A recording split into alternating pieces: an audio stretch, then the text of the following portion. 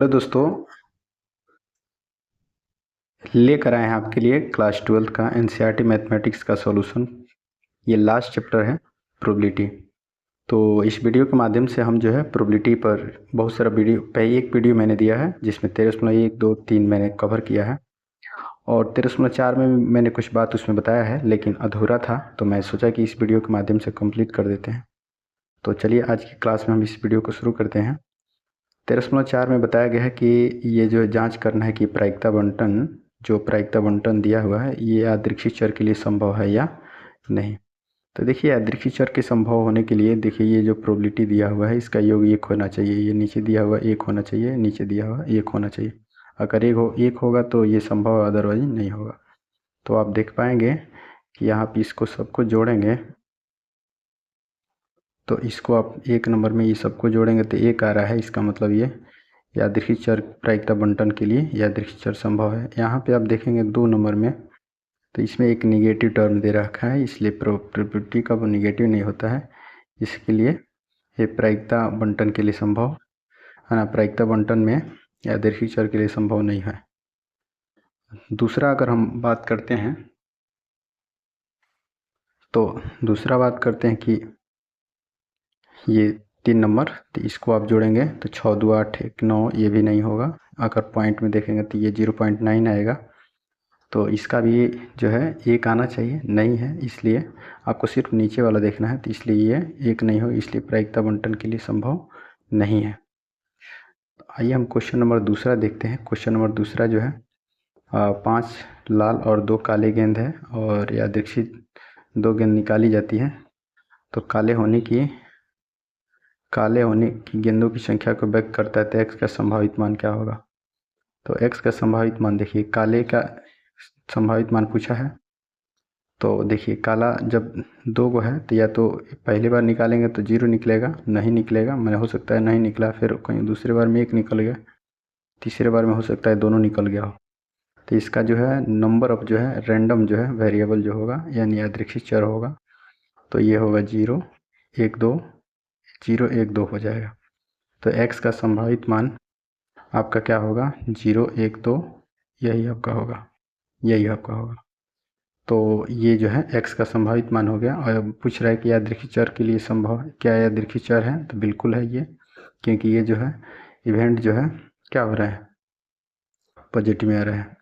अब इसके बाद हम आपको बताएंगे कि x जो है चीतों की संख्या को व्यक्त करता है और पट्टों की संख्या में अंतर को व्यक्त करता है। तो एक सिक्का को 6 बार उछाला गया है, तो x का संभावित मान क्या होगा।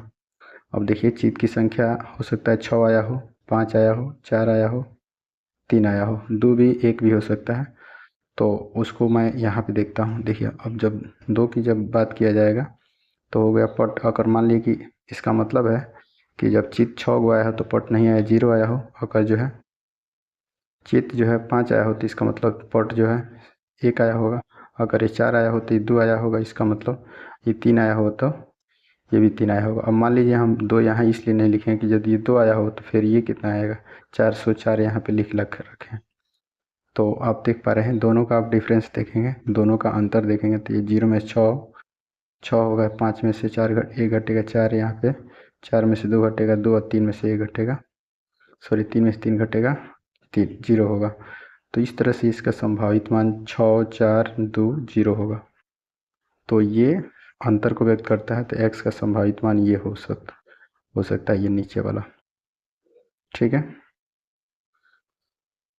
प्रायिकता बंटन के लिए क्वेश्चन नंबर अगला हम देखते हैं। क्वेश्चन नंबर अगला 4 है, प्रायिकता बंटन के लिए 2 सिक्कों को उछाला जाता है, तो इसका प्रायिकता बंटन निकालना है। तो 2 सिक्कों को उछालेंगे तो इसका प्रायिकता बंटन के लिए 2 सिक्कों को फेंकेंगे तो पहले इसका सैंपल स्पेस HH होगा, HT होगा, TH होगा, TT होगा, मैंने 2 सिक्कों को फेंकेंगे तो इतनी संभावनाएं हो सकती है। अब यादृच्छिक चर क्या होगा, अब जो है मान लीजिए कि हेड जब 2 2 आया है तो इसका मतलब टेल 0 आया होगा, इसका मतलब हेड 1 आया है तो टेल भी 1 आया होगा, और मान लीजिए कि टेल 2 आया होगा तो इसका मतलब जो है हेड 0 आया होगा। तो कुल मिलाकर इसका यादृच्छिक चर, इसका प्रोबेबिलिटी निकालेंगे, तो इसका निकालेंगे तो 0 नहीं आया तो इसका 1/4 होगा, फिर 1 का निकलते 1 यानी कि h वाला 2 है तो 2/4 यानी कि 1/2 हो जाएगा। तो इस प्रायिकता बंटन जो होगा ना, जो यादृच्छिक चर है 0 1 और इसका प्रायिकता 1/4 है, इसका प्रायिकता 1/2 है, इसका प्रायिकता 1/4 है। तो ये आपका होगा प्रायिकता बंटन। ऐसे हम प्रायिकता बंटन टेबल में क्या कर लेते हैं, पहले यादृच्छिक चर निकालते हैं, उसके बाद उसकी प्रोबेबिलिटी निकालते हैं, उसको एक टेबल में हम लोग क्या कर लेते हैं, अरेंज कर लेते हैं। तो इस प्रकार जो है हम जो है प्रायिकता बंटन निकालते हैं। बहुत सिंपल है, आप 1-2 बार प्रयास करेंगे हो जाएगा।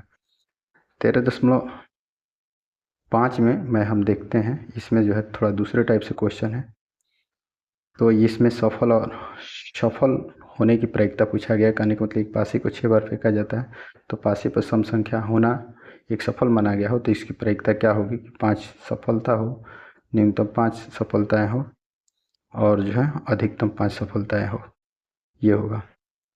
अब जो है सफलता के लिए P अगर डिनोट करते हैं, तो इसका मतलब है कि सम संख्या आने के लिए 2 4 6 होगा। एक पासे को फेंकते हैं तो 1 से 6 तक आता है, तो 2 4 6 होगा। सैंपल स्पेस कितना होगा, इसका सैंपल स्पेस कितना होगा, 1 2 3 4 5 5 6 भी होगा। ठीक है, तो यहाँ पे इन्होंने बोला है कि हम 5 6 नहीं ले सकते हैं, क्योंकि यहाँ पे तथ्यतः 5 ही सफल है, तो 5 तक लिया गया। इसकी प्रोबेबिलिटी निकालेंगे तो कितना हो जाएगा, सम संख्या 3 है, 3/6 यानी 1/2 हो जाएगा। असफलता निकालना होता है, ये होता है P बराबर होता है 1 - Q होता है। तो ये आपका जो है Q निकालेंगे। अच्छा, एक और बात, Q निकालना हो तो 1 - P होता है। तो P का कितना 1/2, तो Q का 1 - 1/2 P का मान निकला है, घटा देंगे तो 1/2 आ जाएगा। इसका जो है आगे जो है 6 बार अगर R सफलता हो तो इसका फार्मूला होता है NCR, Q⁻n-R, Q⁻n-R, P⁻R होता है। अब यहाँ पे x के जगह पर आपको मतलब 5 भरना है, चूँकि 5 ही तथ्य तो सफल माना गया है, तो NCR के जगह 5, और यहाँ पे R के जगह 5 है। Q जो है, Q का मान कितना मिला है 1/2, तो 1/2, और यहाँ पे Q 1/2, और 6 - R के जगह कितना भरेंगे, R के जगह 5, चूँकि 5 ही सफल बोला गया है। और यहाँ पे फिर से ना Q है, तो Q के जगह सॉरी P है, P के जगह कितना, P का मान 1/2 मिला है, R का मान 5 भर देंगे। तो इसको आपको ऐसे ही रूट में ऐसे ही पावर में भी छोड़ सकते हैं, नहीं तो इसको 6 गुणे NC5 का मान निकालेंगे तो 6 होगा।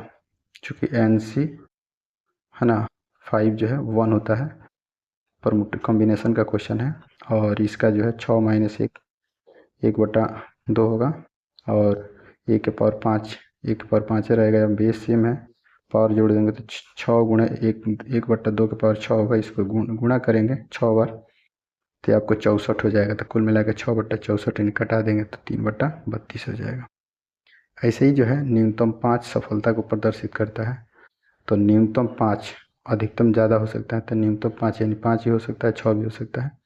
5 जन मैंने 6 का निकाला, इसे 5 का निकाल लीजिए, फिर 6 का मान NC 6 हो जाएगा, मान भर देंगे, सॉल्व कर देंगे, ये आपका आंसर हो जाएगा। तो इस तरह से क्वेश्चन नंबर हम जो है इस प्रोबेबिलिटी का हम लोग जो है क्या करते हैं, पता करते हैं। इस तरह से क्वेश्चन नंबर मैंने दूसरा बनाया है, दूसरा भी आप देख सकते हैं। दूसरा भी जो है एक पासे को 4 बार उछाला गया है, पासे के एक जोड़े को 4 बार उछाला जाता है। प्राप्त अंकों का द्विअंक होना एक सफलता मानी जाती है, तो 2 सफलता की प्रायिकता निकालें। सफलता के लिए P number of sample space, एक जोड़े पासे को 4 बार उछाला गया, एक पासे को 2 बार फेंकेंगे तो एक में 6 होते, दो में दूसरा में 6 होगा, 6 में 6 36 हो जाएगा। और द्वीप के लिए समान अंक बता रहा है, तो यहाँ पे आपका क्या हो जाएगा, 1 1 हो जाएगा, 2 2 हो जाएगा, 3 3 हो जाएगा, 4 4 हो जाएगा, 5 5 6 6। तो इसका जो है द्विअंकानी प्रायिकता यानी कि 6 बट्टा, ये टोटल देखिए 6 है, 6/36 1/6 होगा। 9 होने की प्रायिकता 1 - Q = 1 - P होगा, P का मान 1/6 मिला है, सॉल्व कर देंगे। अब n जो है इसको 4 बार फेंका गया है, तो 4 n = 4 होगा। NCR का फार्मूला लगा देंगे, और जहाँ R है वहाँ पे आपको कितना भरना है, R की जगह पर 2 ही भरना है, चूँकि द्विअंक के लिए बोल रहा है, 2 सफलता ही के लिए बोला है। तो R की जगह पर 2, IN की जगह पर 4, P और Q का मान यहाँ से भर देंगे, सॉल्व कर देंगे, आपका आंसर हो जाएगा। इस तरह से क्वेश्चन नंबर तीसरा है, क्वेश्चन नंबर तीसरा भी है, आप एक बार थोड़ा सा ठीक से इसको देख लीजिएगा। ठीक है, इसको जो है आप एक बार देख सकते हैं। तीसरा का मैंने सेम इसी तरह बनाया है। सफलता के लिए 5% है, असफलता के लिए 5% का 5/20, 5/100 होगा, कटाएंगे 1/20 हो जाएगा, क्यों निकालेंगे 19/20 हो जाएगा, है ना। त्रुटि होने के लिए प्रोबेबिलिटी ऑफ 0 और प्रोबेबिलिटी ऑफ 1, इसको जो है सॉल्व कर देंगे, ये आपका आंसर हो जाएगा। तो ऐसे जो है हम लोग 13.4 का जो क्वेश्चन है हम लोग बनाते हैं। थोड़ा सा क्वेश्चन में लॉजिक है, ठीक है। हो सकता है कि आपको थोड़ा बनाने में शुरू में दिक्कत हो, लेकिन मुझे लगता नहीं है कि आपको दिक्कत होगा जब प्रयास करेंगे, प्रैक्टिस करेंगे तो, ठीक है। यह वीडियो आपके लिए कैसा लगा कमेंट करके ज़रूर बताइएगा। चैनल पर पहली बार है तो चैनल को सब्सक्राइब कर लीजिएगा, बेल आइकन प्रेस कर लीजिएगा। हम ऐसी वीडियो लेकर आते रहते हैं। आपके लिए वीडियो कैसा लगा, चूँकि यह वीडियो उन बच्चों के लिए समर्पित है जो फास्ट रिवीजन करना चाहते हैं, उन्हीं के लिए वीडियो बनाया जाता है, ठीक। आपको ये वीडियो कैसा लग रहा है कमेंट ज़रूर करिएगा और अपने दोस्तों के साथ शेयर करिएगा। तब तक मिलते हैं अगली वीडियो में, तब तक के लिए बहुत बहुत धन्यवाद।